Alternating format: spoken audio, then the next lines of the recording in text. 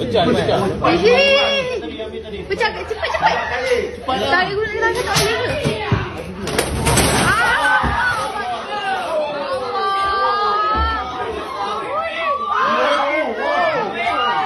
Syedaralun, beredar video ular piton berukuran raksasa menjebol plafon rumah baru-baru ini viral di media sosial. Berikut informasi selengkapnya untuk Anda.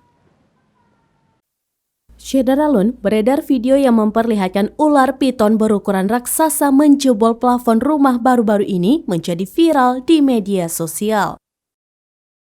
Video tersebut awalnya diunggah oleh akun TikTok dan dibagikan ulang oleh akun media sosial lainnya pada Senin 13 Februari 2023. Pada awalnya, perekam yang diduga berasal dari Malaysia memperlihatkan ekor piton bergelantungan di retakan plafon. Petugas pertahanan awam atau penyelamat berusaha menggapai ekor piton dari plafon menggunakan snake tongs atau tongkat. Namun, sebelum tongkat menggapai ekor piton, plafon malah jebol dan terlihat 3 ekor piton berukuran jumbo bergelantungan di dinding rumah. Plafon jebol lantaran tak kuasa menahan berat 3 ekor piton dan hewan ini berusaha naik kembali ke rangkap atap untuk melarikan diri.